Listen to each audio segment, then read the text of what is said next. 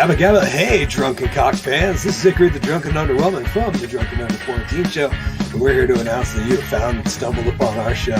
We're very happy to have you. If you found this on podcast platforms, you will be sorely disappointed in the magic entertainment. However, the video will be uploaded to YouTube and Facebook.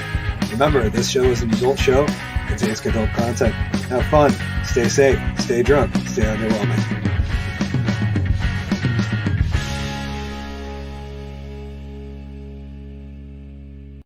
Good evening, ladies and gentlemen. Cheers. Welcome. I am, of course, Hickory the Drunken Underwhelming. Welcome to another special edition quarantine stream, the last one of the two-part series where GW and I have a couple beers together on days that aren't the Drunken Under Quarantine Show. So, you know, we can be social in these times. And since I had the added time off, it was very nice to get together with this fine gentleman. And yeah, we got some stuff to dig into. Some people may drop by, some people may not drop by. We'll really, you know, we'll see how it goes. It's going to be a fun show either way. So welcoming alongside me, my favorite co-host, my boy, my comrade, Mr. GW Foley. Hi! Welcome, good sir. I always wanted to be a Muppet growing up. and for posterity's sake, I got the alert on my phone. We're live on YouTube. Woo! Yes. We are live. We are live. Awesome. GW shared some art today. That was I did. Yes. The this one from the zine. Let me pull her up. Boom. Beautiful artwork. If you notice, Hickory might look a little funny in this picture, and no, it's not because Hickory got his vision fixed, which actually I recorded a video about this today, talking about the whole experience, and I reacted to a video of a LASIK surgery, and I gotta say I squirmed a little bit, and I definitely didn't include every little part in the I talked about it, but I didn't show every little part in it so that people that get bugged out by stuff, it's not as bad as, because I did watch through it real quick because I wasn't really like, it wasn't a reaction video where I didn't need the context of what was going on. Like, I knew what I was going to see. So I was going through videos to find one that looked most accurate to the surgery that I had. But yeah, that one, I didn't include the bit that made me real uncomfortable. So it's not bad for those who are squeamish. But yeah, this is because this is a beautiful Photoshop job where I think I kind of look like obese Reggie Britton. Just a little bit. Saying. So send your hate mail to him. I guess that would be him sending his hate mail to him.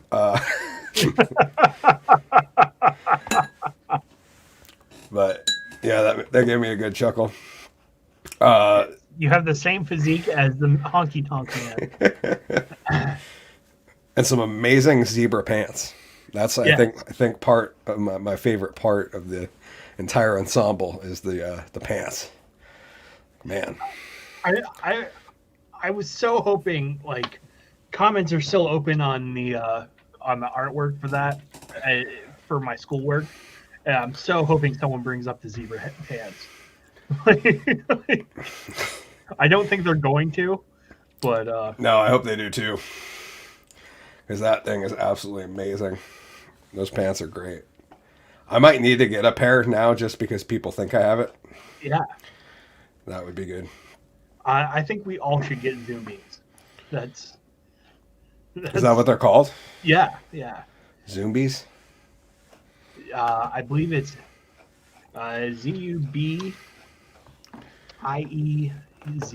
Zoomies. Zoomies with an M. I didn't know that. No, I'm wrong. I was gonna say, I have no idea, dude. This is way out of my depth of knowledge. I know a lot about a little, but women's leggings are not one of those things. Oh, these are for dudes. Oh.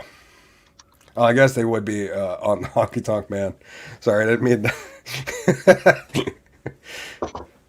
But they look like something you would buy as women's pants.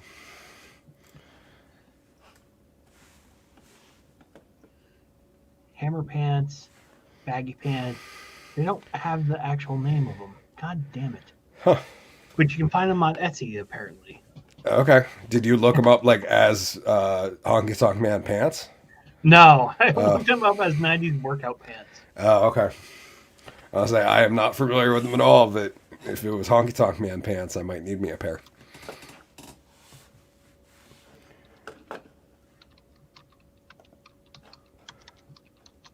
Ugh, let's try that. No, that doesn't help. You know who would really know the answer to that question would be Pierre if he was here. Yeah. We could definitely ask him and be like, "Hey, what are those pants called?" Yeah. I believe they're called Zoomies. Okay. Who knows? Maybe he'll drop in. We can ask him some questions. He better, Yeah. or I'll have to save it for Saucy Santa. I'll say Pierre's one of the few guys that ever told me that fanny packs are totally acceptable, and I wasn't like, I didn't call him. I didn't call it out. I just let it slide. I was like, you know what? This guy has thrown more people through a table than I have, and I, he looks at me like I just feel like he could beat me up pretty easy. I And I'd break a table pretty easy too. I'm a big dude, so I have broken a table. nice on purpose. Not exactly. There was a fight at a bar I was at, and I knew the head bouncer, and like it was him versus like 8 guys. So I jumped in, grabbed one of the guys to pull apart the fight. So Yep. and he was pulling from the opposite direction. And when they saw me grab him, I had him in a full Nelson. Yep. And when they let go, like I just picked up the guy and we went backwards into a table, and the table broke. Like it was one of the ones with the post in the middle, so we broke it on either side of the table. Did he go up over you like a full Nelson suplex, or did he land on you? He landed on me. Oh, okay. But he did land into a wall. So like I did the suplex, and like he hit the wall behind the table and landed on top of me. Oh, okay. Yeah. That's classic. Yeah, it was pretty good for a drunken fight, which kids, what I'm saying is don't get into drunken fights when you're at bars. No, don't do it, kids. Cool, unless you know the bouncer. Well, or you are the bouncer, and then it still wasn't cool, as you had said. Yeah. It's a shitty job. Like you don't get paid nearly enough to do half the things you have to do. Like I don't want to clean up some chick's vomit. No, it's like being a janitor, but you're more likely for somebody to try to beat you up. Yes. Yeah, that's kind of how I view working security, especially at a club where people are drinking. It's different if you're like security someplace pretty low key, like the zoo, where there's like animal handlers, so you're not dealing with that, and there's janitors, so you're not dealing with that, and there's parks people, so you're not dealing with that. You're literally just walking around in a uniform. But like, no, working security in like a club would be a nightmare. The security that I absolutely hated doing was hippie concerts. Oh, Like, dude, I've done security shows for punk rock shows, heavy metal shows, and everything like that. Totally fine. The fucking hippie show. Every time I've done a hippie show, there's been some major issue. Like one time, like one of the security guards got beat up with a flashlight. no shit. Like she was guarding this like one area that was low key, and some dude just came up and slugged her with a flashlight and beat the shit out of her. That's crazy. Yeah, and then is it like a festival type deal? Yeah. Another So one, like a multi-day camping event. yes. Yeah. And those fucking suck. No showers, a bunch of smelly hippies, and the same annoying song over and over again. For 3 days, man. For 3 days, man. And then the other one, it was a regular concert, and it was a mixed genre concert. So there was like a hippie band playing, a couple punk rock bands, and stuff like that. and the fans of the hippie rock Twiddle, Yep. the band Twiddle was playing, and this dude jumped on a folding chair, and I walked up to him very nicely and was like, "Hey man, I don't want to see you get hurt. Can you get down?" He's like, "Fuck you, pig." I'm like, okay, first off, you're fucking with the wrong guy. Second off, I'm not a fucking pig. Third off, I will beat your ass. Get down. Oh, what an idiot. Nick said, once again we meet. This is starting to become a problem. Lol, in a good way. Yeah, nice to see you, Nick. What up, Nick? Yeah, hope all is well, sir. We're, don't worry. We'll be back to normal after Wednesday. I've had my fun this week. It's been a... I have a feeling that this is going to continue. You're going to, like, just randomly text me during the day and be like, yo, you want to stream tonight? It very well could. The beautiful assistant will hate me by the time we're done. It'll be all right. She was like, we can hang out. And I was like, we just quarantined together for 8 days. I think it will be all right. Let's pump the brakes, kid. Yeah. I ain't seen nobody but you and the cat. So what I told the Vermont Department of Health when they called, they're like, so have you seen anyone since the day you tested positive? And I was like, yeah, my wife and my cat. What's your wife's name? Yeah, you have her on file. She's she's definitely on file. That's she is in your database. Yep. Remember like 3 days ago when you guys called for me because of her? Yeah, that one, you know, like you might think that somewhere in a database it would say like, hey, these two people both tested positive and live in the same house. You know, maybe we'll just call them once and ask them the same questions at the same time. No, we've been called. I've gotten 4. No, she got 1. I've gotten 4 so far. Different people. And I'm just like, you guys don't talk to the other people? No wonder you guys were paying so much for this, because I just got 4 phone calls. I just wasted the time of day of 4 different people when I could have talked to 1 when they're on the phone with my wife. It's incredible. Well, you know, different caseworkers for different situations.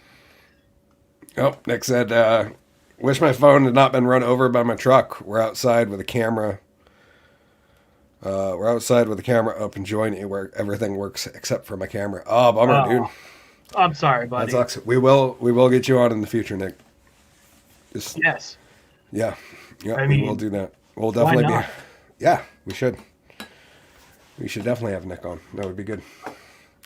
Let's move into the first one. I wanted to talk about this one. We'll probably talk a little bit about this on Wednesday, but I figured we'd do a shallow dive today because I definitely wanted to see. I'm very curious on Sean's opinion on this, but we are going to talk about the 1984, the feminist retelling approved by Orwell's estate, may get a screen adaptation. Yes, they are going to be rewriting 1984, which is the most 1984 thing I've ever heard. The article is from Forbes.com. They say, Julia, a feminist retelling of George Orwell's dystopian novel 1984 has been approved by the estate of the late author and has found publishers in both North America and the UK. With Variety reporting the upcoming novel is already getting an eye for on-screen adaptation. Julia, written by Sandra Newman, will be told from the perspective... The tenses in this confuse me, right? So they're saying that like it's been approved, but it's already written. But they're like, Julia, written by Sandra Newman, will be told from the perspective like it hasn't been written yet when they say it like that. So the tenses are a little weird to me in this article. Anyways, Julia Written, who was written by Sandra Newman, is told from the perspective of the female character of the same name in the original 1984, which focused on the male protagonist, Winston. The novel will be published in North America by Marnier Books, which has been a longtime publisher of Orwell novels. Granta Books has secured the rights to the novel in the UK. Variety reported that the upcoming novel, which will not be released until Newman's next book, The Men, hits bookstores and e-readers in 2022, has already received tremendous interest. As a potential film or television show, though, it will not be optioned for several more months. What'd you think? What do you think on this news? Is that... I think that goes against the entire purpose of the book, is putting it into, like, Julia wasn't a hero. I believe it's been years since I've read the book too, so it's probably been at least 20 years since I've read it. But I I don't remember Julia being a hero of any sort. Yeah, a little bit crazy. The quote that it made me think of was, so I had to pull it up. When every record has been destroyed or falsified, every book has been rewritten, every picture has been repainted, every statue and street building has been renamed, every date has been altered, and the process is continuing day by day and minute by minute. History has stopped. And that's a 1984 quote that I thought about when I saw this, because I was like, wait a minute. That's yeah. Wait a minute. Every record's been destroyed or falsified. Every book has been rewritten. You're about to rewrite the book about why we shouldn't rewrite books. Um, and the other one that struck me was when every statue and street building has been renamed. And I was just like, oh, no, we've been doing a lot of that the past couple of years. We've been renaming everything in this country. Well, you know, we we we look at history through the eyes of our current day past, and put that into context with, I don't know what I'm saying. Like it sounded smart in the beginning, and then I just started trailing off. I said, this message has been approved by the Ministry of Truth. Uh, we'll definitely shill for the ministry, though. That's for sure. If they want to come along with a fat handout, that would be cool. Checks make the world turn around. That's right. It's amazing what I do for money. And they make drunk comedy hosts very happy. Yes. As a key background, while the original 1984 was published by Orwell in 1949, the book has been adapted twice into films in 56 and 84. A 2013 Broadway adaptation of the novel was optioned in January to become a five-part limited series for the independent studio WIP. WIIP. Is that WIP or WEEP? I don't know. The novel has sold over 30 million copies since its release and has topped bestseller lists as recently as January, which also took 1984 took a huge climb in sales around 2015, 2016, and it's actually sold more copies in like 2020, 2021 than it has since it was written, or something like that. Something I read. I'd have to look it up to double check, but that wouldn't surprise me. Two of the unanswered questions in Orwell's novel are what Julia sees in Winston and how she has navigated her way through the party hierarchy. Bill Hamilton, literary executor of Orwell's estate, told The Guardian. Well, I can think of a couple ways she worked her way through the hierarchy. Could be the heels up workup. I'm not saying, I'm just saying. Thought it is impossible to draw concrete correlations in 1984. Has periodically seen spikes in sales concurring real-world events, which may draw some parallels. The books reached number 3 on Amazon's bestseller list in 2013, coinciding with whistleblower Edward Snowden's release of classified NSA documents. That makes sense. In 2017, it reached the number 1 list as Penguin was forced to order a 75,000 copy reprint, coinciding with the inauguration of former President Donald Trump. It topped charts in January 21, a week after the Capitol riots. The term Orwellian, commonly used as a synonym for dystopian, reached its highest level of internet searches since the data since 2004, when Google Trends began tracking data, on January 8th, 2021, according to Google Trends. I think that might be because history was trying to be rewritten. Yeah. I just, why does it have to be a feminist retelling? Like, and I'm not saying that it shouldn't be about the woman Julia or. But that's their selling point. Yeah. You know what I mean? Like, that's the selling point. Is like, hey, we're not going to make just a really good adaptation of 1984. We're going to make a feminist adaptation of 1984. It's like, what? But why? Like it leaves nothing. It adds nothing to the story. Yeah, like who wants to read that? You know what I mean? Feminist, I guess. That's I a don't. good point. My thought was like really funny in that the retelling would be that she's actually like super super woke and like for everything that the party says, and she's like trying to narc out Winston, her boyfriend, who's like not brainwashed and trying to like escape the. Well, I think that once again, it's been a while since I've read it, but that was kind of how it was leaning in the book. So That it she was might, questioning Winston and the motives. and And why he was free thinking. yeah, Yeah. So that would be funny, right? Though, as the 1984 rewrite is about this chick that throws her boyfriend under the bus to the party, but is treated like the hero.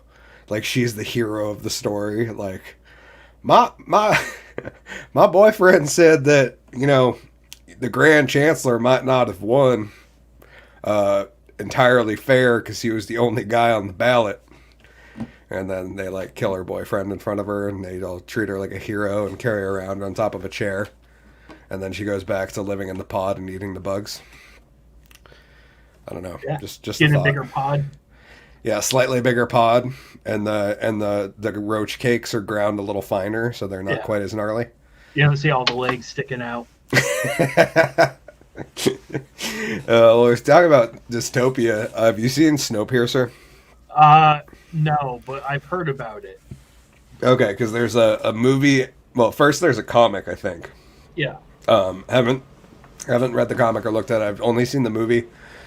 I also know there's a TV series that came out afterwards and have not seen that either. But yeah, it's a really interesting and don't mean to give anything away, but yeah, spoiler alert for a minute here is that there's a scene where they reveal that the food is bugs and like it's this really crazy like yeah, of course it is. Like how else on a train would you produce food for a bunch of poor people in the back? Like you'd grow something that has really really high nutritional value and is really easy to reproduce and will eat all your trim and all you know like all the vegetable trimmings and stuff from yeah, the yeah like wow no that made total sense.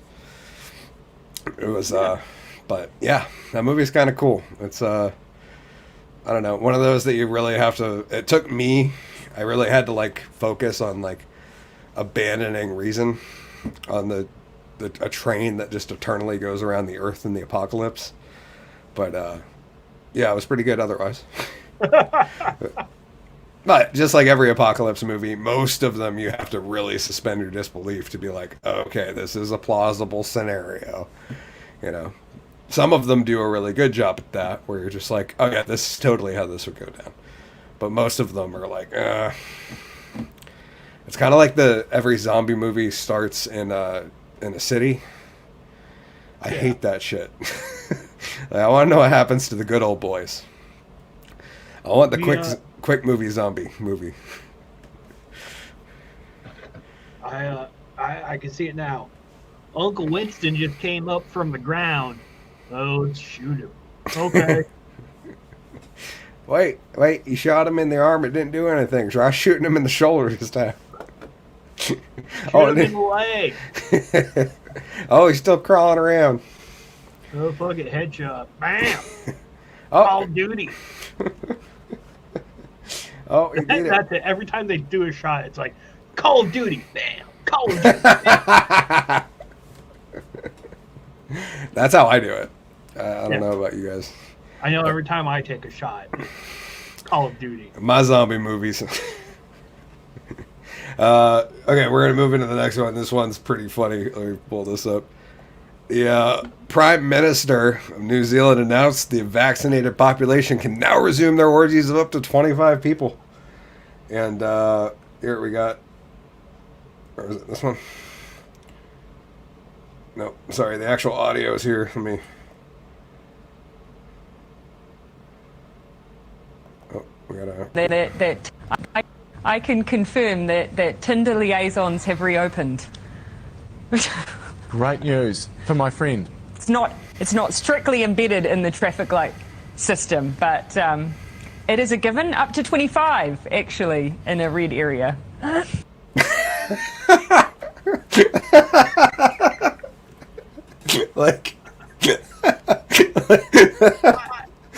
I wish we had politicians this honest in the U.S. at least.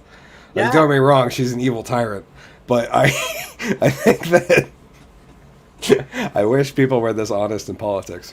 I would love to hear Obama say something like that. I think out of all the presidents, I think he would be. Well, Most likely, you know, yeah. No, I think Trump might be. You know, he was the guy who just said, like, no matter. like they're like, Mr. President, you're just gonna go out there. Don't talk about. Yes, we made a deal with Syria. Just don't discuss any details. And he goes up there. He's like, yeah, we sold them a lot of weapons. It's great. It's great for everybody. We made a lot of money. And his advisor is like, no. You know, yeah, it was a great deal. We sold them a great deal of weapons. The best weapons. You hear it now. We can have orgies up to 25 people. I know that's a lot. A lot of my orgies have had hundreds, no, thousands of people. They're the best orgies anybody's ever seen. You should have seen the models there. They just let you grab them by the vagina. I can imagine like the like putting rationale behind it, like just 15 short months ago, people were asking you to make a glory hole out of a shower curtain in your own home, and I'm here to announce great news, everybody. Great news. Orgies. Orgies. Orgies are fantastic. They're the greatest thing we've ever had. That's how we got the youngest one. I don't even know the kid's name. I don't know. Oh, Byron or Bryant? Yeah, Byron Trump maybe. Barron. Barron. Yep. There we go. Dude's like, I forget. It was like 6'7" or something. He's like 16 years old. Like he's gonna be like the most alpha dude ever, which is strange. It's like when Arnold's son grew up and was just like all sad and like fat. You're just like, wait a minute, that's not right. Wait, which son was it? The Oh, there's a jacked one and a fat one. To be fair, there's multiple mistress sons with Arnold. I was gonna say I remember the Mexican son. He left quite the path of destruction in his wake. D-ball will do that to you. Nick said, I would be happy with an orgy of two, laughing, crying face. Is that with two others, or you're one of the two? My preferred method is I'm in the closet just watching. It's the safest. Everybody agrees. I like to hide under the bed, jump out and yell rodeo when it's about to finish. Quality. We gotta watch this one more time because the fact that the Prime Minister of New Zealand's talking about tender liaisons just got me. Her accent's horrible, by the way. I have so many things I could say about this lady that I don't want to be. I don't want to dig in and be too mean. Just because it's nothing personal. I just think she's an evil dictator. That's it. Like that's not like. But. Oh, come on, play. I can confirm that Tinder liaisons have reopened. Great How news do you for my confirm friend. it? It's not strictly embedded in the traffic light system, but it is a given up to 25 actually in a red area. Well, that's a No, lot. stop. No, we are going no further on that line of questioning. Prime Minister, moving things on. Well, way to ruin our good time, Karen. Thanks. Yeah, even have the Karen haircut. Yeah, dude, she totally has the Karen haircut. Look at her. She looks like she is ready to see her manager, GW. That's all I'm saying. She's using the New Zealand Prime Minister manager, and she's still cutting her off. Yeah. Nick said, I don't care how many. At least two, I think, is the... I'm drumming. You should talk to Vita. He's got a really good... he's really good with making dolls and such. Yes. He is. Yeah, what was her name? Barbara? I don't even remember. I can't remember. She was a hottie. You should I definitely. have the balloon characters like twice before I remember them. I'm like that with movies. We are going to. First off, we're going to talk about a Christmas tree going up in flames. I forgot to talk about that on the show. I meant to bring it up and completely spaced. That was one of the ones that we should have talked about. But since we have time now, and who knows, we might ask Sean's opinion on this, but whatever. I'm going to bring up the. Oops. Fox News reporter brings up $500,000 Christmas tree fire in White House briefing. Asks Psaki if suspects release is good governing. It's from Business Insider. They say the Fox News Christmas tree fire came up during Monday's White House press briefing. Peter Doocy linked it to New York bail reform law and nationwide crime. He also mentioned the $500,000 damages caused by the fire. Doocy inquired if Biden's administration considers it, quote, good governing for the man accused of setting fire to a network's all-American Christmas tree on Fox Square along 6th Avenue in Manhattan will be released without bail. So yeah, just released the same day he lit the tree on fire, because that's how New York City works, I guess. The network's morning show Fox and Friends covered the fire last week as a commentary on how no city is safe, no person is safe from Subway on down. The next day, a new tree was set up outside Fox News headquarters. Since the suspect is charged with several misdemeanors, including arson, criminal mischief, reckless endangerment, and criminal trespass, but not a violent felony, he was able to be released without bail under New York's bail reform law. Only third-degree felony arson requires defendant to post bond under New York's 2019 law. Which begs the question, G-dubs. Let's go burn some shit. You would think arson would be considered a violent crime. It would depend on what you're burning. That's true, but like people inside, yeah, that's a violent crime.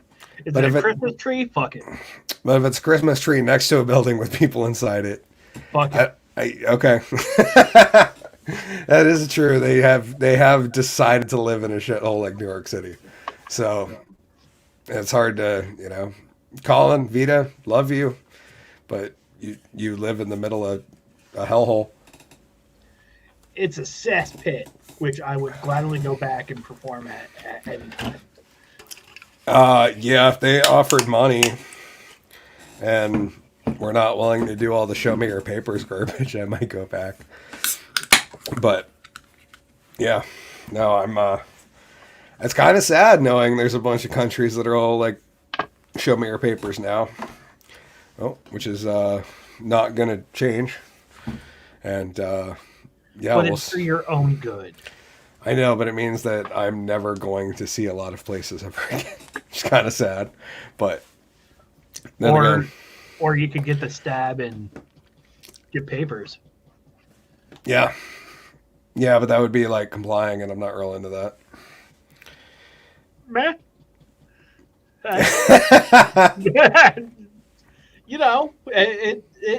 You choose your path, man. That's fair. As someone who's gotten the jab, I'm not magnetic. No, I know, but the issue is this is never going to stop. Oh, no. No, they were all like already talking about changing the definition of fully vaccinated. I'm like, yeah, it's not going to be long. The same thing that I've said to countless other people. The amount of shit I put in my body that I don't know what it does, like aspartame. Okay, that's fair. Like I couldn't tell you the chemicals in beer, but I drink that on the daily. Well, if it's good beer, it's water and malted barley and hops and yeast, but yeah, actually, I bet you it says the ingredients somewhere. Rice, definitely, in PBR. It'll be like malt, rice, hops, yeast. Only the finest hops and grains are used. That's all it says. Yeah, I would assume. I wonder what the PBR malt is. But yeah, it's like a Pilsner malt with some rice in it. Make it smoother. That would be my guess. But I do like the fact that they're using like plastic Yeah, fuck them compared geese. to like the good beer that I get, where it's like the hard plastic ones. No, hold on. I can show that. I'm prepared. I'm a drunk magician. Like those. Yeah. No. That's my stall snack. I actually saved the old ones from when I moved because I want to build a coffee table with them. Like epoxy MN for the legs and then epoxy or resin atop. Do that. Ah. Thought that would be really, really cool to have a 4-pack coffee table. That's Well, all if you need 4-pack more, lids. let me know. I'll stop throwing them out. I can't remember how many I saved. I have like a couple hundred at least. But yeah. No, we'll see. We'll see. We'll see. I don't know. I don't plan on fucking traveling to Canada anytime soon anyways, so well or Europe for that matter. I don't know if I'd want to go to Europe. Just in general. Like even like pre-COVID, like the idea just seems kind of like iffy to me. Like I get it, it'd make me a worldly traveler and I get to see new exotic lands and eat exotic foods. But I like my English. Yeah, that's fair. Me too. Next set adult Legos. I like that. Kinda. He also said, Colin Doyle, where were you on that day? Were you on that day? I don't think Colin lit the fire. He didn't start the fire. Which I actually heard earlier. I listened to Brad from 5 Times August did a "We Didn't Spread the Virus" parody. It was pretty good. Yeah, I was a fan. That kid's he's a smart one. I'm excited to talk to him. Yeah, I don't know what I'm gonna say other than like, oh my god, that video is so cool. Yeah, like all of his videos are so cool. I just recorded 2 more reactions today, and pretty excited. I have to check him out. He's a smart dude. Yeah, I'm trying to get some ahead for the end of the year because it's like the craziest time at work, and I was like, well, if I have all this free time, I might as well be working on getting the channel set up so I don't have to stress so bad at the end of the year. So that's the game plan for right now.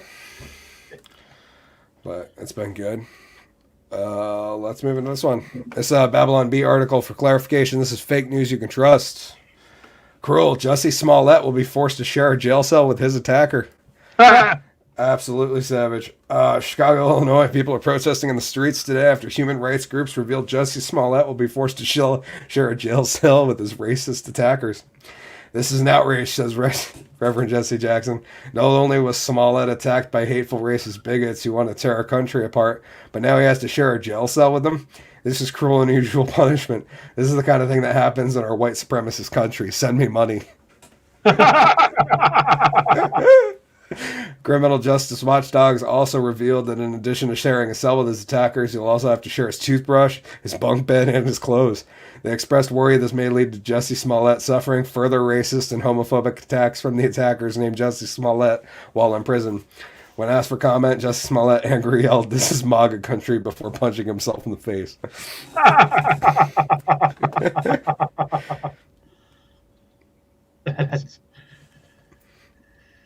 Sylvia Hodges said Vol, FYI, VOI. I'm not sure what that means. I don't know. No, but yeah. Sylvia, explain. Yes, please fill us in, my dear. I would appreciate it. But yeah, and thank you for watching. They also have another one followed this up. It's another Smollett article from the Babylon Bee. Not again. Smollett claims he was assaulted by 2 prison guards with MAGA hats. Chicago, Illinois. Smollett has been detained after his conviction pending a sentencing hearing, but he's also run into trouble, immediately claiming that 2 prison guards wearing MAGA hats attacked him while shouting, "This is MAGA country." "I've been assaulted and attacked and I feared for my life," Smollett said in the case. "I was minding my own business, making a license plate for Kamala Harris, and they came up to me wearing red caps of hate. That's when I knew I was in trouble." According to Smollett, the prison guards pushed him up against the wall and started beating him, telling him to get out of here and shouting, "This is MAGA country," while repeatedly pummeling him. "I barely escaped with my life," he said, tears in his eyes. It was later revealed that the two prison guards were actually two Nigerians and that Jesse isn't in a prison yet.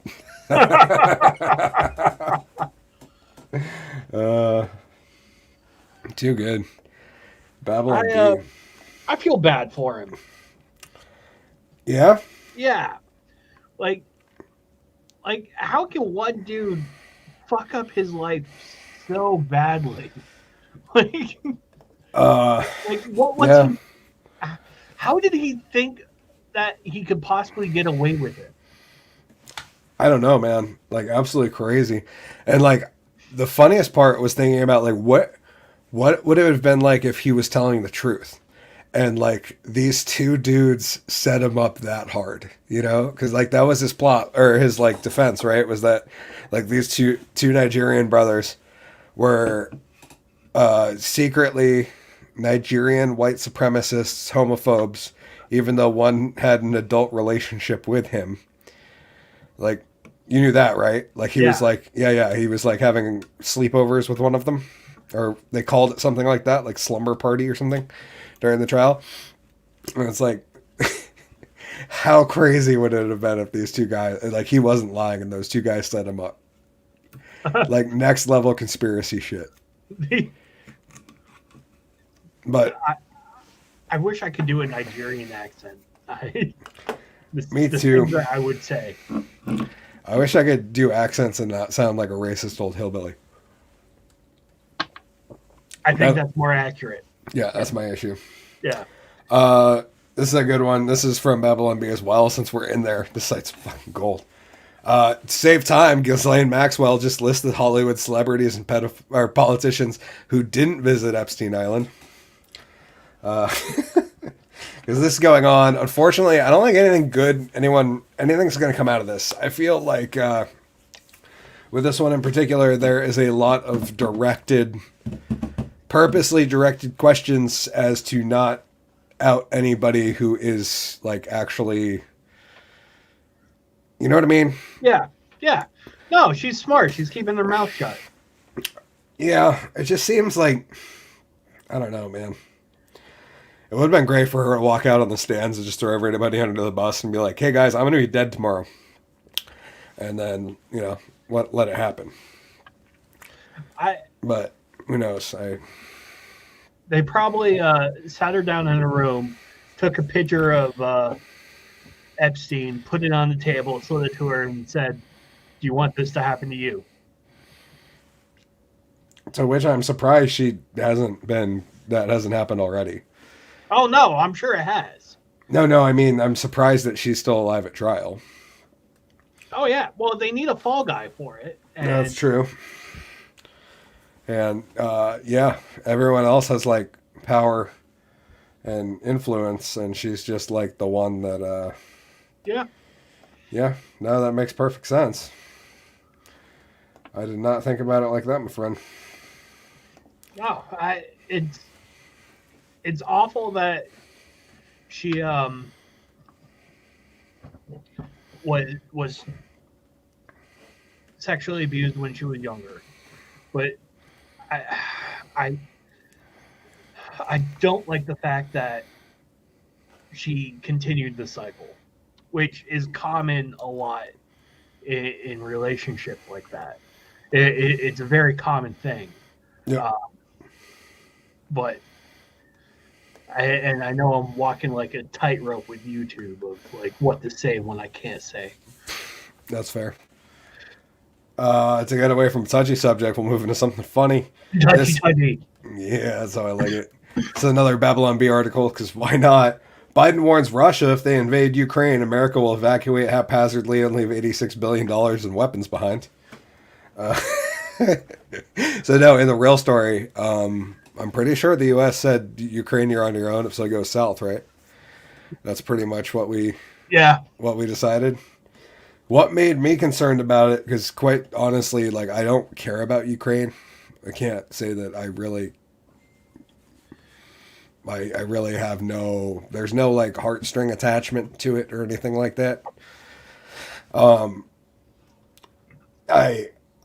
But somebody pointed out to me that that part of Ukraine is like Russia's bread bowl or bread basket, from what I understand. Like that, section of West Ukraine is like Russia's like main farmland, or like Yeah. a really good section of farmland. And that's what made me nervous, because if Russia's securing food right now for themselves, that means they're ready to get, you know what I mean? That's usually what you do right before you get ready to fight, is you make sure that all your food's in order for your people and your soldiers. So that was like my only like, well, that's interesting. I still don't care. It's just Ukraine. Like it doesn't. It probably should matter, but No, I get what you're saying. like, I'd much rather that tax money, instead of going into bombs and shit, like go to lowering my fucking taxes so I can survive as an American. But I look at it a different way. Like, now that you bring it up about being a breadbasket, is I think they're doing that to save off of a collapse. So like Russia is. yeah, Okay, so like they're worried, they're like right on the edge. yeah, Yeah, I've heard that it was like there was like a hard growing season, I guess, last year or something like that. Because U.S. had it too. Like next year's not looking good for produce, that's for sure. Or not it's produce, definitely but not like looking good for chicken wings. grains. Grains are supposed to go way up because we had a shit grain year. We also had a crazy hurricane that crushed like 2 million acres of corn out west or something stupid this past summer. Yeah. So like, yeah, it's not looking good. So I don't think it's necessarily for an attack, and they would be really stupid to do a full-on attack of the United States. Oh, no. I don't think Russia's going to attack the U.S. I think they're smarter than that. Just like I don't think China will directly attack the U.S. because they're smarter than that. And that would just be mutually assured destruction. It's much easier to subvert the U.S. than it is to actually take it on. Because essentially we're already subverted. I mean, it wouldn't take much to... I mean, let's be honest. Most kids that come out of any school, any higher education, already have a particular disdain for the country. So it would not be hard to plant some people and effectively create serious change in the U.S. without ever firing a shot. And literally, multiple people have come out and said that it's already happened. And we've definitely proven, like Dianne Feinstein's chauffeur driver for 15 years was a Chinese spy. Who was the guy? Who was the guy in California? One of them, the one with Fang Fang. Do you remember that? Yeah, vaguely. Who was banging Fang Fang?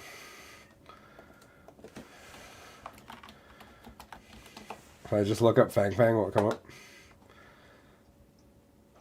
Yep. Oh yeah, Swalwell. Yep, with Fang Fang. Yeah, and Feinstein had a Chinese connection. But yeah, it's like it would be much easier to subvert the U.S. than it would to actually take it on. And when you've got General Milley talking about white male rage, it's hard not to say that that hasn't already been done. Don't get me wrong, there's white male rage. I feel it all the time. But it's not exactly a threat to the flag or anything. Yeah. It's kind of why we're here. Not saying it's a good thing, but it's kind of like that meme. There's a really great meme, and actually, let me see if I can pull it up. There's some really great toxic masculinity memes.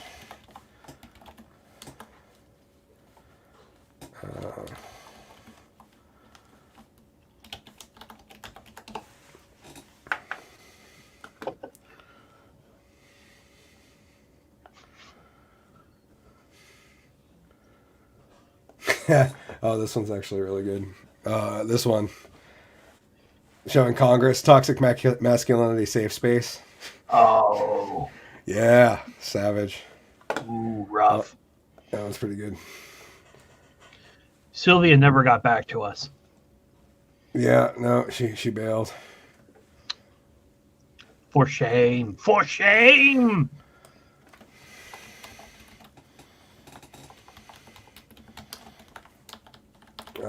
I want to find it. He's gonna find it, ladies and gentlemen. There we He's go. gonna find it, and you're gonna love it. So it might be a little. I think we can say that. Toxic. Toxic masculinity, saving pussies from existence since the beginning of time. Absolutely love it. If there ever comes a time where I actually have to, identify myself and state my identity, it'll be toxically masculine. That is how I identify. Apparently, there's like this clothing brand called Toxic Masculinity.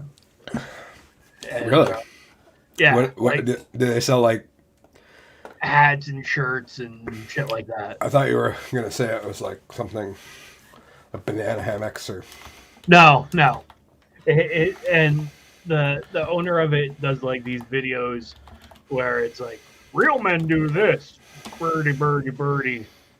And, like, he was talking, like the one that I saw, like he was talking how he was at this restaurant and he saw a man on a date with a woman and they split the bill, and he wanted to go up to him and be like, this is how a real man acts, dirk. I was just like, first off, how do you know they were on a date?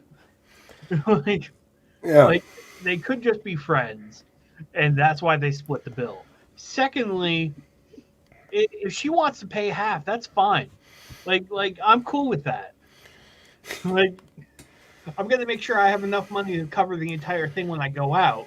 But if she wants to chip in, cool. She makes her own money. like the whole like the man has to pay for everything is bullshit. Like that was when women didn't have money of their own. Yes, that's when you pay for shit. Yep. But now she's making more money than me. Hell, baby girl can buy wings. You know what I'm saying? That's right. Especially now that they're like $14 an order. Yeah. Dude, I was pissed. Yeah. I got some wings tonight, and they were really expensive. Yeah. Were they good? No, they sucked. And I got like the half stepped on wings where just like, that doesn't even really count as a wing. Oh, that sucks. The bottom of the bag wing. Yeah. Where it looks like the letter H. Here we got a fun Babylon Bee article that's kind of silly. Talk about Christian music real quick. I can appreciate a good Christian band if you can, GW. Nah. No, see, some of them aren't preachy and I don't mind it. Because it's like, some of them are just really talented bands that are like, yeah, we love Jesus. I'm like, okay, whatever you're into, I listen to dudes that are all into all sorts of shit I'm not into, and I appreciate their art. But this one is a joking article from the Babylon Bee, because we're, on fake news tonight, and which is super fun. It said, heresy, the Christian band, this Christian band didn't replace the T in their name with a cross. Apostle 242, which is a great name for a band, by the way. I don't know if this is a real band. They say sources close to local Christian band Apostle 242 confirmed Thursday the band hasn't even replaced the T in their name with a cross yet, despite being around since 1997. These guys can't truly be Christians, said one believer in Arkansas. It says Apostle 242, which sounds religious, but the T is just a normal uppercase T. They haven't replaced it with a giant cross to signal to us that they believe in Jesus. I guess they've got the 242, which is probably some verse reference, but still, I need the cross symbol, or I just can't be sure it's legit. We're sorry for those we've hurt, said singer Paul Vierson. We came up with the band name when we were in our 20s, and we hadn't realized that making T's a cross was a requirement.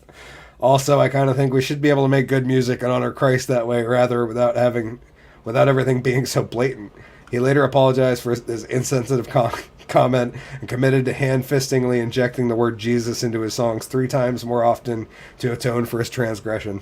The band has been stripped of the Christian moniker and must only refer to themselves as Christians in a band from now on, pending legal action. It's good written articles from the Babylon Bee, man.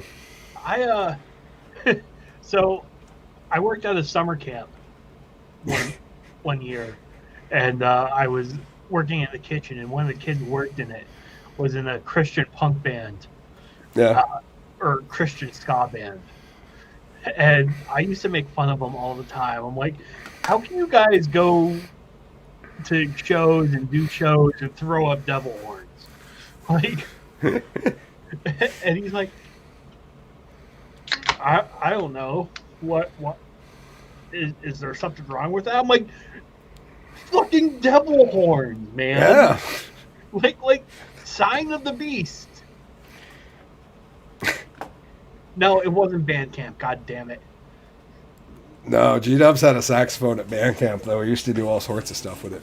Oh yeah, I was a percussionist. Damn it, I could do things with them sticks. But he can play a mean butt trumpet. That's for sure. It's like, you ever heard GW wake up in the morning? It's like, burr, burr, burr. You're like, okay, good morning, G-Dubs. Yeah, at night I do taps. Yeah, I don't know if that's a true story, but it's a true story that I just made up, so Yeah, that yeah, counts. totally true. I do revelry in the morning. Taps at night. Yeah, just like any good buglist. Yeah. Butt trumpet. But Yeah. trumpet. Yeah, I don't know why I find that so funny still. Yeah. Like Louis C.K., man, fart jokes never get not funny. And I'll never remember it. He's like, they're funny for like 3 reasons. First off, butts are funny. Sounds coming out of butts are funny. And they stink. Like, farts are never not funny.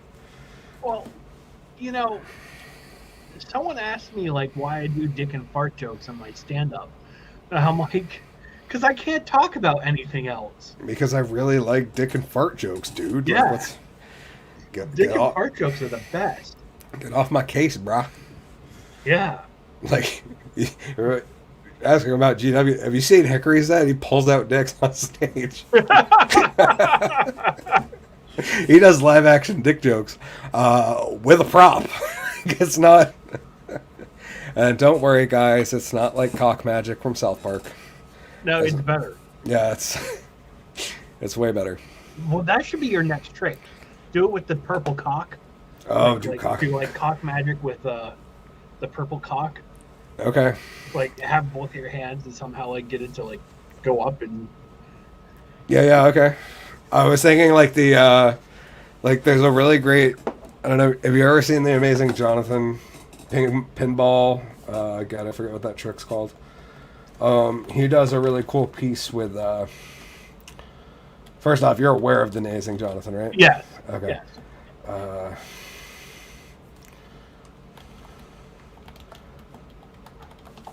Ping pong ball me.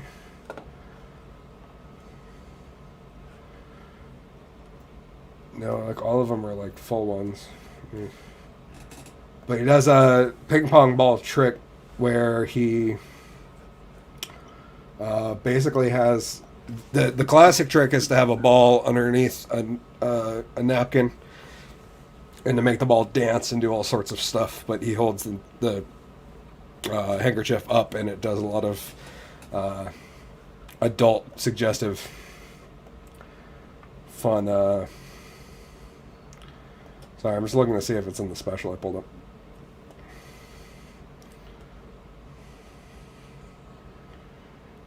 And this is why the Monday night show is different than the Wednesday night show. That's right, because I have everything pulled up for that one. I'm ready to go. But this one, not so much, you know? It's kind of on the fly. Yeah. I just want to fly.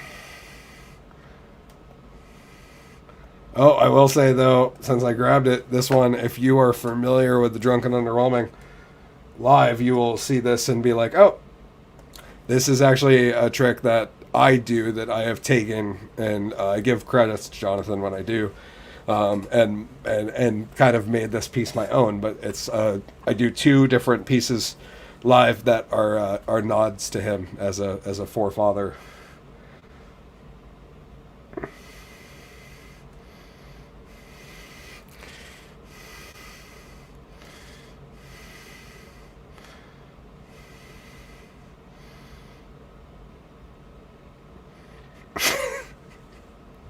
Oh, sorry, I forgot to pull it up on screen Like, good I'm sitting lord. here just going. He's gonna pull it up at some point. Yeah, sorry about that. I totally thought I had it pulled up. Here, let's.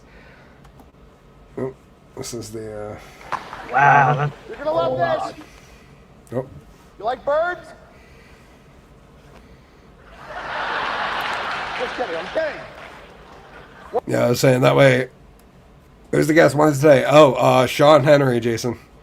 Sean Henry is the guest on Wednesday. He is a fan who comments all the time on my YouTube channel, and I reached out to him, and he's coming on.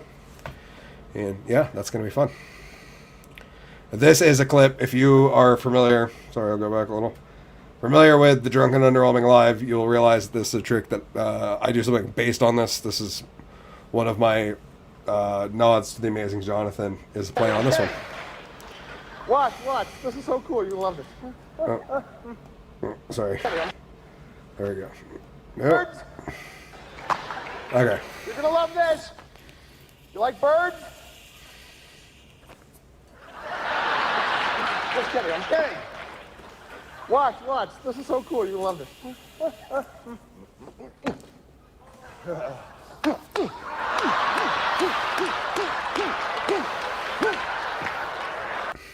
So yeah, I do. That's a little my piece is, since we were talking about dongs. I figured I'd bring that up because Yeah. I do a variation on that one as a nod to him, not as a I took his thing, because you've seen mine and it's Yes. it's more grand and brought up a little bit, but a little And more hunt the bird. a little more over the top, as they may say. But it's definitely a nod to the forefather of comedy magic and being a general ridiculous jackass while on stage and still being entertaining, which is what I strive to do every single show I perform at. Have you seen the show Stump Penn and Teller? Fool Us. Yes. Yep. What do you think of that show? I enjoy it. Sometimes I wonder if they throw it, to be quite frank. Once in a while, I'm like, there's no way those two great minds don't know what the hell's going on right now. But also under the conditions that they're in, they really only have like one good guess. You know what I mean? So they got to be right on that one guess, because a lot of things I've seen on that show, I'm like, in my own brain, I'm like, okay, there's a few different ways you could accomplish this miraculous feat of magic, but on the flip side, yeah, it's just they only have one shot. You know what I mean? So that's the deal. I think why some people pass that, and they also don't have the replayability, so that people at home can watch it in like slow motion over and over, and like Penn and Teller are literally locked into like sitting on stage and watching. Yeah. They don't have the ability to like rewatch a instant replay over and over. So I think their job is harder than I'd like to think it is. On the same time, it'd also be really hard for me to be on stage and not be allowed to speak in magician speak, and not just like as the performer that I normally do, but like when I'm talking magic speak with other magician friends online, it's a lot different than, you know what I mean? It's kind of like being the best example I can think of is like wrestling. You know what I mean? Like you talk to dudes who are like either really big wrestling fans or wrestlers, and they will use a bunch of terms like gassed, jobbing, like these. Most people know what jobbing is now, but like there's terms like that. Like nobody knew what blading was 20 years ago. Yeah. You know what I mean? Stuff like that, where it's just like, okay, I can use words like that for magic that other magicians understand, but the normal lay people don't. I enjoy the show because I think some of it's really cool. Some of it I think is like really just, I don't enjoy it. But that's me, and not every type of magic appeals to every person. I respect that. Like I don't really dig, I don't know, really mentalists who are like really, I'm smart. Like I don't really enjoy that shit.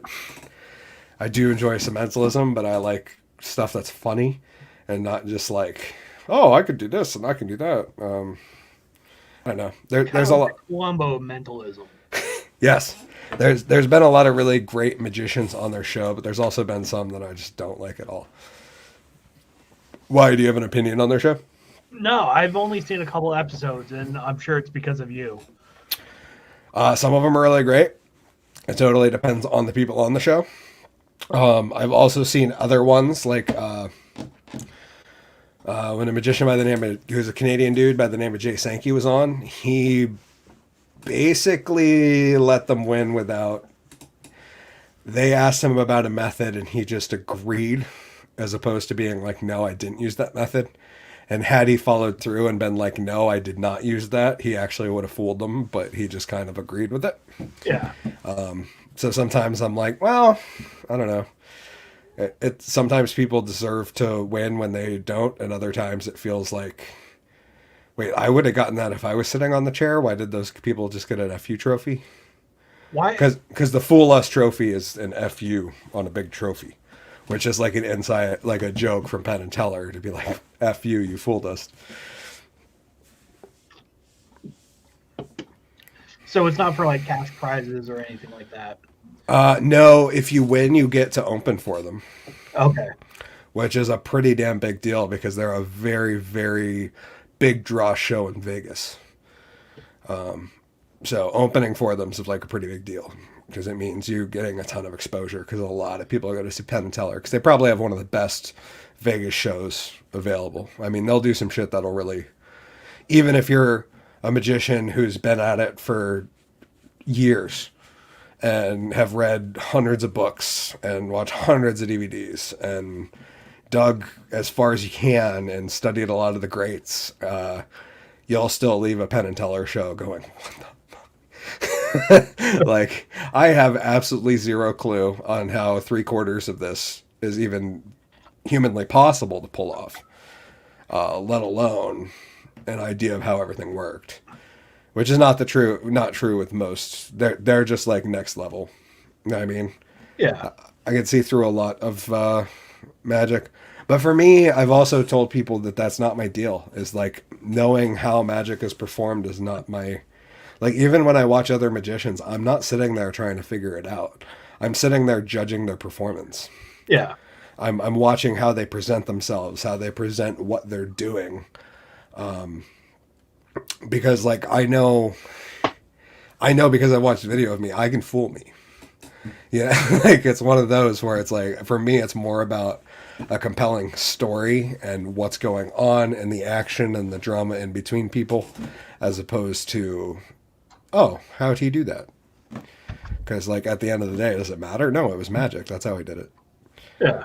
But the planting that seed, yeah, I don't know. But no, I think their show's good. I think it's one of the few that actually do justice to magic. I think there's a lot of people who don't. But yeah, Penn and Teller are. Same thing with like any sort of art. Like comedy is the same way, and like that's how I watch it. Like it's not like to break down the jokes or like this is why this joke was successful. No, and sometimes I want to know because something worked that I didn't think was going to, as far as comedy goes. Yeah. You know what I mean? And sometimes it's like a joke, like in my head, I'm like, that shouldn't work, but it killed that crowd. Like, why? But other than that, like, no, it's about the performance and the vibrato and the storytelling and the, you know, the suspension, magic too, the suspension and disbelief, buying into the character. Yeah. And not necessarily caring whether or not it's an amazing feat of magic or it's like the most simple thing he could have done, but it's still like, wow, this character has that spark of magic within them, and I wish it gives you a sense to recapture some of that childhood wonder. Yeah. And that's what I think I love about it. Jason asked a great question. He said, what's your opinion on magicians on America's Got Talent? They fucking suck. No, to be fair, I've only watched, I don't know, like 20 or 30 videos of America's Got Talent stuff. But some of them awesome. Some are really, I'll tell you, Jason, the coolest thing about America's Got Talent, or one of them, is that I did a trick on the show with Vita like 3 performances ago when I was still at the old house. And my mom called me and was like, the guy on America's Got Talent did this exact same trick you did the day before. Did you see that? And I was like, no, I don't watch I don't watch America's Got Talent on TV. I had no idea, but I did the exact same performance piece that a guy on America's Got Talent did on the show, she was really, really blown away by that. Some of them are great, man, and I've actually learned about some really cool magicians from there, like Piff the Magic Dragon. He's a comedy magician who dresses up in like a dragon suit and just does ridiculous stuff. The Smoothini, who's a dude who's like got a very cool, laid back, just like almost like a hip hop style about his delivery. That's really fun.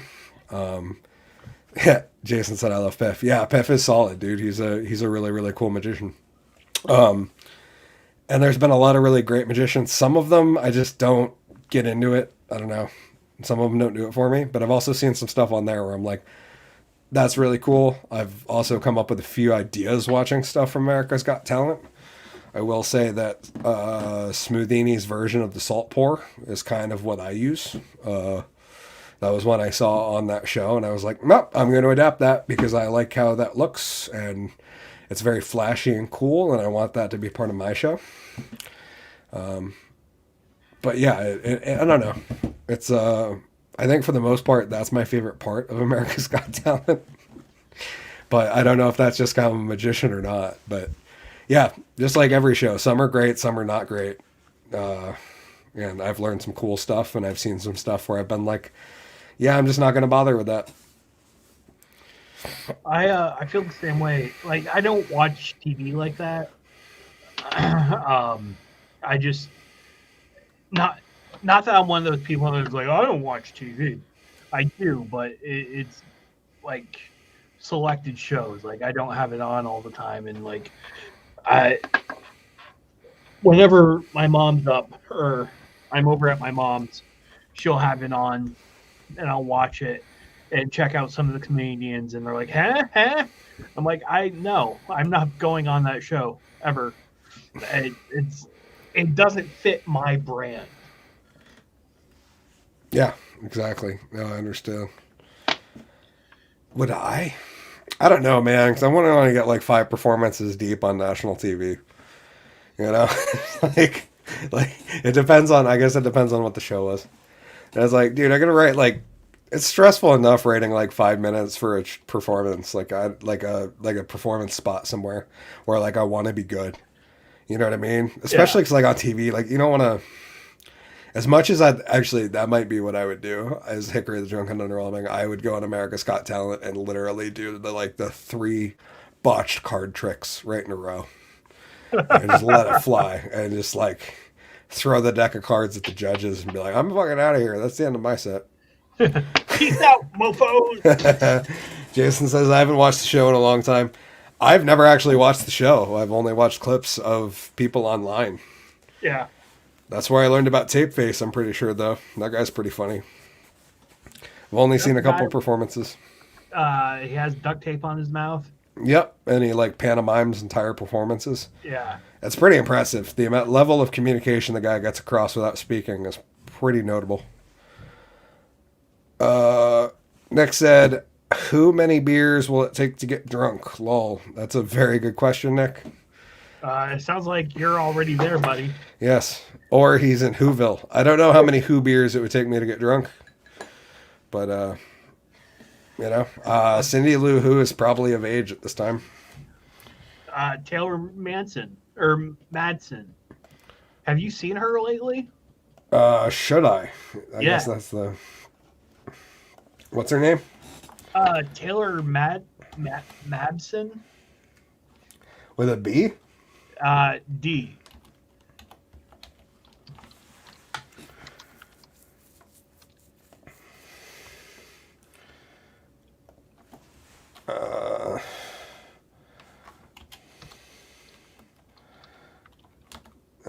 Cindy.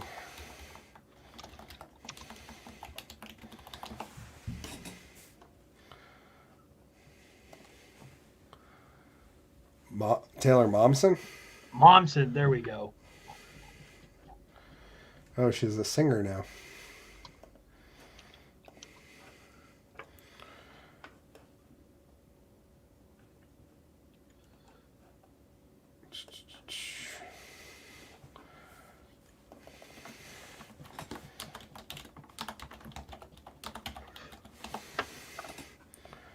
It's yeah, going from Cindy Lou Who to this. Ah, she's got big eyes. I like that. I'm not gonna lie.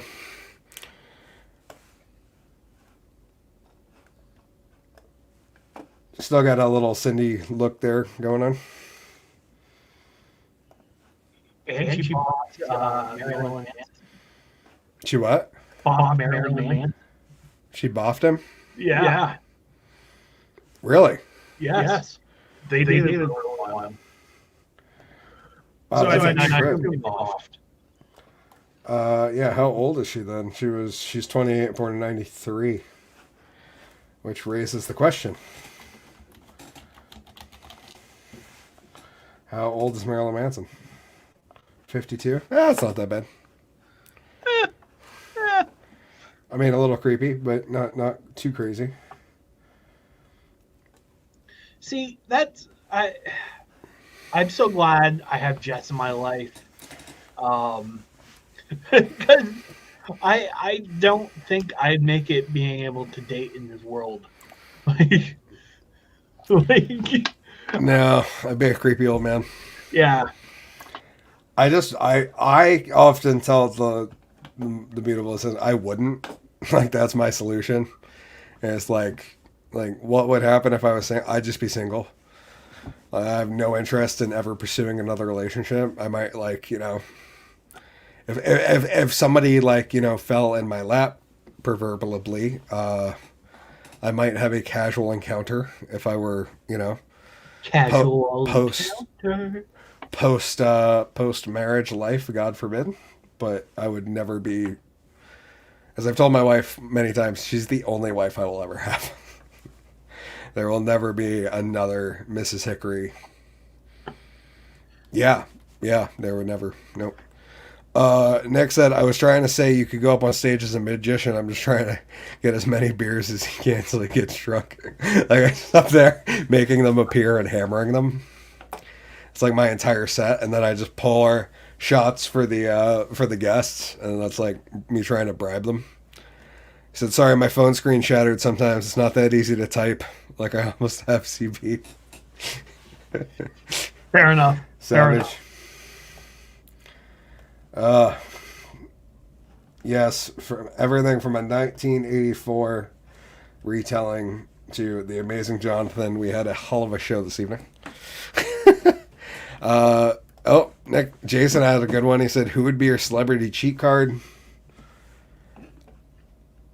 And it can't be Ryan Reynolds. It depends. Am I getting something other than just some celebrity love? Because, like, you know, like, are they going to leave some money? Because then it might be worth it.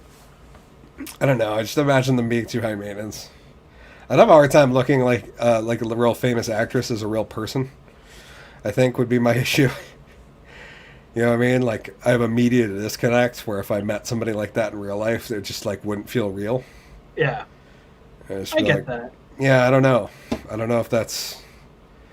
I don't know. I don't know if I have a celebrity cheat list. It used to be J-Law, but I also haven't seen what she looks like in a long time. Velma from Scooby-Doo, I guess, is my final answer, Jason. Linda Cardarelli. Is that how you say her last name? I thought you were going to say Linda Carter, right? And I got nervous.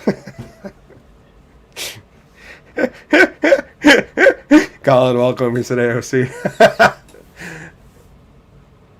No, Linda Cardarelli. That's GW's too, but he just wants a good hate hump, you know? Yeah, Just, I want to feel those teeth drawing on my dick. He just wants to grab her by the back hair. Your fucking policies are so dumb. Oh. No, but seriously, so you remember the Scooby-Doo movie when it came out? The which was like the live action one? Yeah. With Freddie Prinze, yeah. Yes. Linda Cardarelli, I think is her last name, played Velma. She's one of the hottest Velmas, bro. Yeah, and like I loved her when she was in Freaks and Geeks, because we're around the same age. And she's in a new show with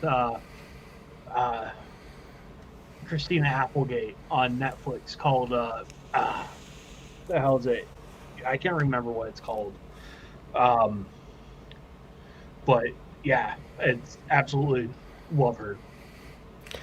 And she was in Grandma's Boy. Really? Yeah.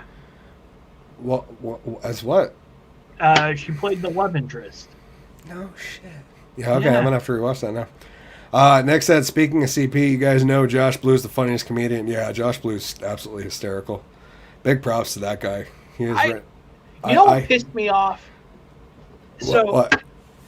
So here's what pissed me off about Josh Blue. Is he's put out a couple specials, and I've known about him for a while now. Like he was on, I think he was on Last Comic Standing, right? Last Comic Standing. I think he's been on it a couple times and he finally won. Yeah, but he was actually on America's Got Talent. And I'm just like, fuck you. How? What are you doing on this show? Like, yeah, you're already successful, bro. Yeah. Then again, a lot of those dudes are like Piff is already successful and he was on AGT. But okay, we got some fun ones. Brian on YouTube, Brian J. Kometz said Velma was hot. I 100% agree, Brian. I'm a big Velma fan. Nick said, Mr. Doyle, where have you been hiding? Jason said, or porn star, lol. And random Paula Norris said VAWR Tech. Oh, maybe she's trying to, maybe that's a spam message. I'm trying to get us to link somewhere. I don't know. Jason said the Carlos Mencia show. See, I thought Mencia was kind of funny for like his first 2 seasons, and then everything else was exactly the same. And then as soon as he got called out for stealing people's jokes, because I was into comedy then, but not super into comedy. That really struck a chord, and I was like, oh. And then it finally clicked that like Mencia's jokes were literally just everybody else's jokes with a Mexican twist. Yeah. He was like the king of repackaging. Do you know who Morgan Murphy is? No. She's a comedian that she does some stuff with like Doug Stanhope. She's an LA-based comic, but she during the Mencia thing going on. Yeah, Mencia Rogan thing. Yeah, she took one of Mencia's jokes. Yep. And did it like talking about like the jumping over the border. Oh, that's funny. Yeah. Nick said Paula was a hacker. Yeah, that would make sense. Don't go click on that hair. Said Josh Blue was on it. Yes. Kurt Hair GW? Or Curly Hair GW? As in, I like curly hair? Or she has curly hair? I think he's talking about the comic that sold the Mencia joke. Hillbilly Reacts. What's poppin', dude? What's up, Hillbilly? How's it going, man? Hope you're doing well. It's good to see you. He has a great reaction channel over there. I'll have to check him out. Yep, he's definitely worth popping over to. Hope all is well, brother. Wishing you and all yours the best. We were just talking about Carlos Mencia stealing jokes and shit. I know it's a topic as old as time, but still funny. We couldn't stop. Won't stop. Can't stop, won't stop. Well, you know, and I feel for Joe Rogan during that whole thing, and the fact that he was standing up for other comics. As a comic who has had a joke or two stolen from him, I know what it's like, and it fucking pisses me off. Especially because that was back before Rogan had superpowers. Yeah. You know what I mean? This was like while Rogan was still like in his infancy. Well, not in his infancy. He was an established comic, but he was not like a global juggernaut. This was like before the podcast, I believe. Yeah. Yeah, this was like, he was literally a stand-up comic and the host of the Man Show. And that was, he might have been into Fear Factor by then. I can't remember. Yeah, I think he was. Nick said, popping tags, got $20 from the truck stop. Are you lot lizarding, Nick? Is that the deal? Is that how you're making your $20 at the truck stop? Hey, you know what happens at Cumbie stays at Cumbie. That's right, especially with their slowed down hours in Woodstock now. You gotta. Everybody's like, doing good, man. Hope you all's having a good night and holiday season. You too, brother. I hope you guys are having a beautiful one. He said Rogan's a badass. Yeah, he's a juggernaut of the industry, especially as a comic. He's very I don't know, inspiring. Brian said Daphne was the hottest though. 100% agreed. I think you have GW's and my vote on that. As much as no. Sorry. No. I totally read that wrong. He said Daphne was the hottest. No. See, you'd have 100% of the panel against you, bro. Velma's the hottest. Yep. Dude, I'd spend a naughty night with Scooby to get to Velma. I would spend a naughty night with Shaggy to get to Velma. Well, yeah, but a naughty night with Shaggy would be like we'd order food in and get too stoned to hump. You know, it'd be a pretty easy night, I think. It'd be like, just wake up and like we like make him breakfast and pack a bong and leave. He's good to go. I'd be like, you're doing it. You stay awake, you blonde-haired bitch. Wake up, you baby. I always wonder if Fred was a caring lover or not. He looks like the type of guy that would cry during sex. Or like right after. Like he's really, really commandeering and manly in the act, and then all of a sudden it just breaks down into softness. Oh, Daphne. Brian said, Scooby-Dooby-Doo! Yeah. Way better than Scrappy. I never liked that one. Not gonna lie. Next said, need Christmas presents for the kids. Well, the unfortunate deal, Nick, is that the price of coal has gone through the roof with with our current energy policies. It's not just gasoline, my friend. Hillbilly said, Velma got the naughty librarian look going on. That's what makes her so hot. Yes. It's the orange too, man. As you'll notice, orange plays a big factor in a lot of my branding. Black, white, and orange tend to be Hickory brand colors, and there's a reason. Because orange is sexy. So is small orange skirts and looking for your glasses. I don't like Daphne because of the red hair. Like, you never see two gingers together. Oh, that is weird. I never even put that together about the show. They have two redheads. Yeah. And one's supposed to be hot and is like just kind of meh. And the other's supposed to be a dork and is the hottest thing ever. Yeah. Weird. And they also have two blonde guys. Right? Well, Shaggy's a brunette. I thought he's like dirty blonde though, right? No. Okay, well, in the fair. movie he is, but... Fair. Brian said Doom. Right, Hillbilly. Yeah. That naughty librarian look. I got a thing for it, man. I can't lie. Hillbilly says redheads are crazy in bed. I wouldn't know, but I do. Yeah. The other Ginger Billy is Oh, I know. You know who Ginger Ginger Billy is, right? Yes. Okay. He creeps me out. A little bit. I think it's funny. Brian said, I like that shit. Oh, yeah. Yeah, I would have. When she's looking for her glasses, man, I'm all about it. I'm like, yeah, you just don't find them for a while. Hillbilly said female redheads, clarifying.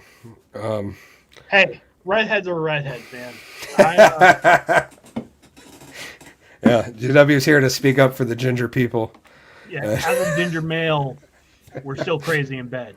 You're not going to know it, but as some of the women in my life. Meg's redheads are, he said male redheads are known for tiny dangles. Laughy, laughy. Well, yeah, but so are male magicians, so I guess we're not really, we're kind of in the same boat, G-Dubs. It's not the size, it's how I was like, no, my wand is this big. And she's like, it's like, you know, when Killington's like, we got a foot of fresh powder. It's supposed to look like this. And their foot of fresh powder is like that. That's exactly how it works in Magician Wandland. Well, in that case, I got a foot and a half of pure snow. Redheads are so hot, said Brian. Agree. Must have freckles too. It doesn't hurt, that's for sure. Nick said, redheaded stepsister lost her glasses. Is she stuck in the washer? Saying, oh no, stepbrother, help me. Yeah, that's a meme. Have you seen that stuff, G-Dubs? I've seen stepsister stuff. Oh, okay. Yeah, I was going to say, there's some where she's like, stepbrother, help me, I'm stuck. Yeah. Yeah. Okay, can we talk about that for just a minute? Yeah, absolutely. I feel incredibly creeped out by like the step incest porn that Agreed. happens. Like, I mean, I've jerked off to it before, but like, I feel dirty doing it. I think that's why people like it, right? Is that it's just one of those really dirty things that you're not supposed to like, but you do. Like, I don't know if I could get off if someone was calling me stepbrother as I was railing her. I couldn't unless it was Joe Dirt's sister girl there. I'm your sister. I'm your sister. Yeah, she was kind of hot, not gonna lie. Let's see. She said, we got some good ones. Hillbilly said, I'm hung like a Tic Tac. It's all good. I like to say I'm hung like a Tic Tac, but thick like a tuna can. Are you implying it's an unidentified aerial phenomenon? Because that's what I keep hearing them refer to those as, little Tic Tacs in the sky. Nick said, like a fishing story. Yes, the Killington snow thing is exactly like a fishing story. We got 12 inches of snow, and it's like that much. That's yeah. I got 8 inches of hard manhood.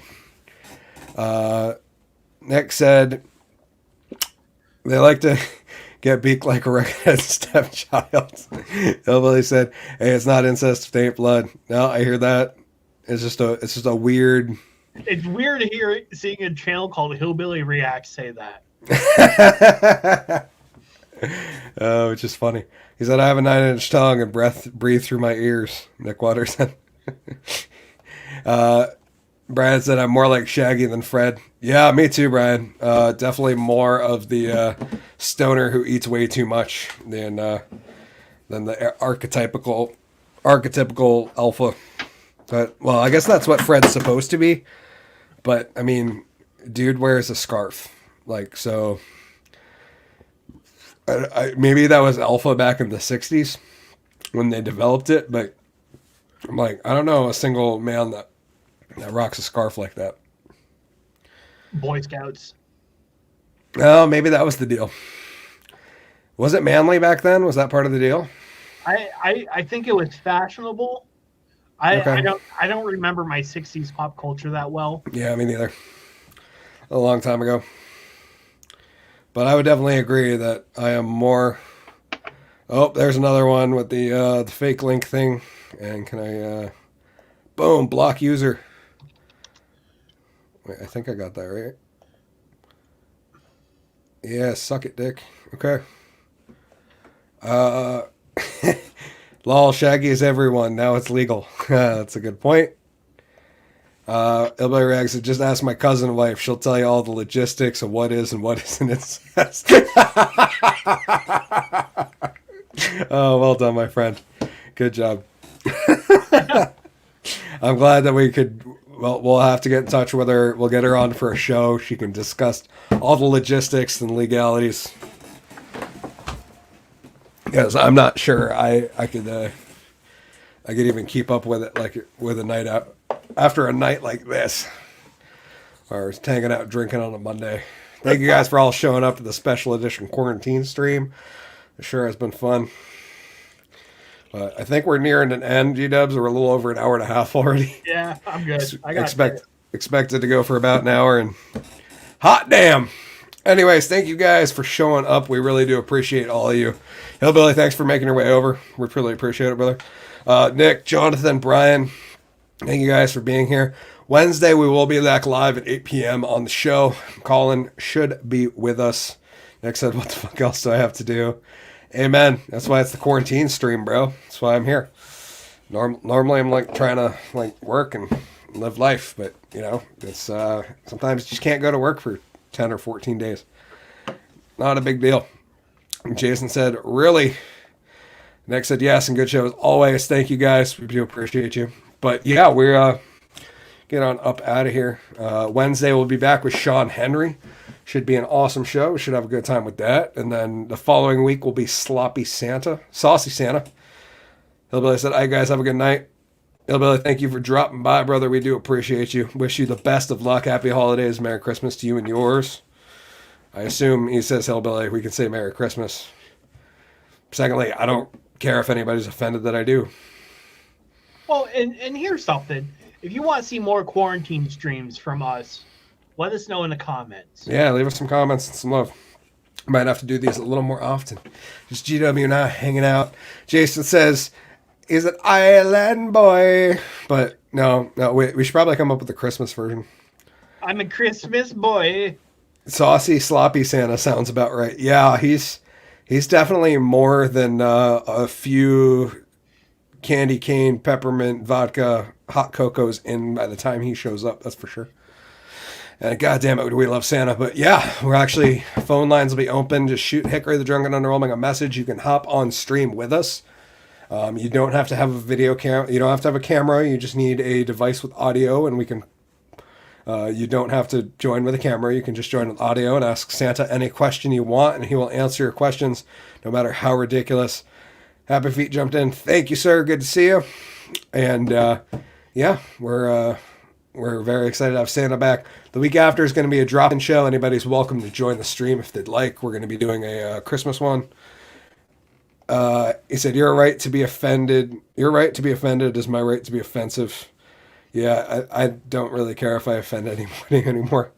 Nick said, "Hate mail still at Reggie B." Absolutely. Send it on over to him. Let him know. ReggieB@gmail.com. Complain about all things related drunk and under quarantine. But that's pretty much it. G-Dubs, you got anything before we get out of here? See you Wednesday. Awesome. We'll see you guys Wednesday. Please go follow GW Foley at Foley Kills, at GW Foley on YouTube. Jason said, "When is comedy back to Middlebury?" I don't know. Ask Santa in 2 weeks, bro. That's all we got. That can be your Christmas wish. 9 days. Yeah. Ask Santa for Christmas. But yeah, excited to have them back. And then January 5th, 5 times August on the program. Gonna be dope. Very excited. And then we're lining up the rest of January. Have some good musicians planned out for the show. Should be fun. Anyways, that's all I got. I, of course, Hickory the Drunken Enrollment. Thank you guys for all joining the program. I really do appreciate you. You can find me at Hickory TDAO on Instagram, Parler, TikTok, at Real Hickory TDAO on Facebook, and of course, Hickory the Drunken Underwhelming on YouTube. Currently at 1,418 subs, cruising up slowly as we go, and having a great time. Thank you guys all. I'm, of course, Hickory the Drunken Underwhelming, imploring you all to stay safe, stay drunk, stay underwhelming, but most importantly in these trying times, stay sane. And remember, when you're feeling down, just remember, Velma's my girl. Let's go, Brandon. And so I didn't get a chance to take my pants off.